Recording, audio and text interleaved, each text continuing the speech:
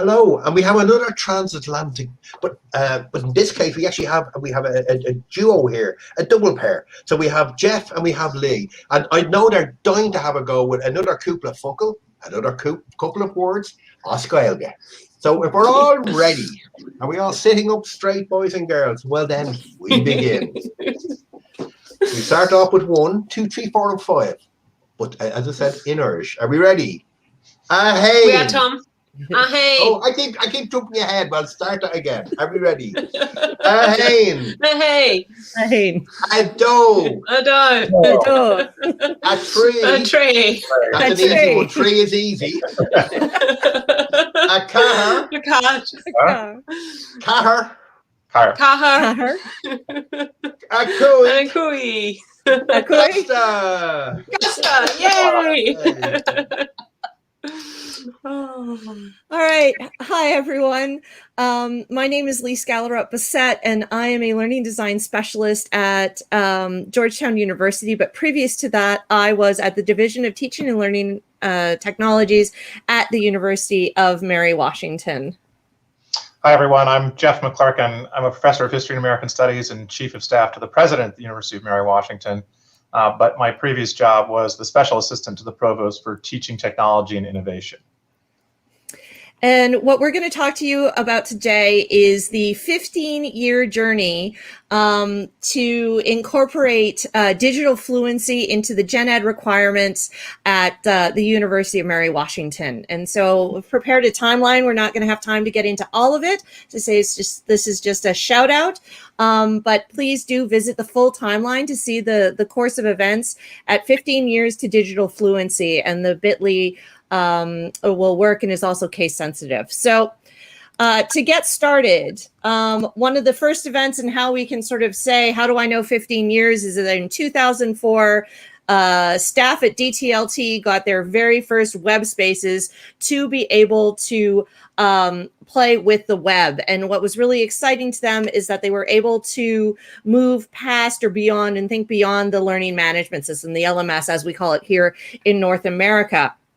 And so growing from that, the DTLT staff gets web space, then select faculty get blogs in 2005, a year later, as well as select academic departments begin introducing digital literacy into their programmatic learning outcomes, which includes history, which is Jeff's home department, and he played a pivotal role in that as well. Most importantly, perhaps, was in 2007, we launched UMW Blogs, or University of Mary Washington Blogs, one of the first WordPress multi-site installations for educational purposes. And I have to say that the group of Jim Groom, Martha Burtis, Tim Owens, and the rest of the DTLT team from then was really making it up as they went along, because the infrastructure didn't exist yet. They built the infrastructure from the ground up to be able to do what it is that they wanted to do with the blogs. There was then an ad hoc provost committee on digital initiatives. There was the year of the digital campus at University of Mary Washington as we moved through. But then during that 3-year period or 4-year period, we see a lot of groundswell. The skills are improving, faculty are learning, students are learning. And so in 2012, we have moved into the domain of one's own pilot. So what if every single faculty, student, and staff at the University of Mary Washington could make their own domain and have their own domain space? What would happen? And so this is the beginning of a domain of one's own as we know it now.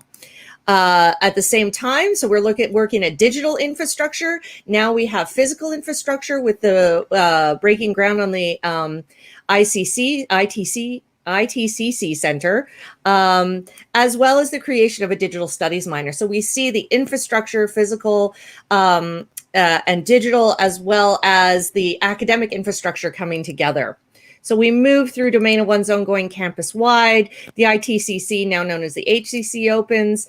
Another important one is the opening of the Digital Knowledge Center, where peer tutors, student peer tutors, tutor other students to help them do their digital projects in order to be able to fully embrace the affordances of digital literacy and domain of one's own. We now have communications and digital studies. Digital fluency becomes a part of the 2020 strategic plan. There's then a report on incorporating it, and then we end up with this 15-year journey in 2009 where the new digitally intensive gen ed requirement is approved. And so now all students at the University of Mary Washington have to take courses, a certain number of courses that are labeled digitally intensive. And so we have gone from 2004, we're starting to play with blogs, to 2019, where now it is fully integrated into the fabric of the University of Mary Washington. Jeff? Thanks, Lee. So in the spirit of Gasta, a few quick takeaways about what it takes to achieve digital fluency. First of all, you've got to engage faculty with play. Not everything needs to be focused on teaching or on their research directly. One of the best faculty development models that we engaged in was something known as the Faculty Initiative, where faculty created their own domains, not necessarily for their own classes, but for their own personal professional development. And that resulted in many faculty being willing to try these tools in their teaching and to expect more students to engage with concepts and practices of digital fluency. You've got to build out curricular support. So that includes encouraging departmental digital literacy or fluency discussions or even requirements. We've been very much supported by connections to the digital studies minor and then the common digital studies major, and then including digital fluency in your general education or equivalent programs. You've got to build out infrastructure support. We talked about DTLT, our Faculty Tech Support Unit. We talked about the Digital Knowledge Center to provide support for students. Those are critical in providing faculty and students with the support and advice that they need throughout this process. And then finally, you've got to engage in strategic planning. I know lots of people blow off strategic planning, but this is how you can advance programs. Get digital literacy, fluency plans for digital centers, get digitally enabled programs mentioned in your strategic plan. Now, not every strategic plan item gets funded or completed, but it's always a defensible position to say, we have to move forward on this. It's in the strategic plan.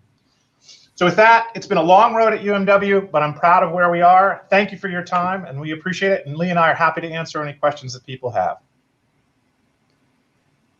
Nom nom nom.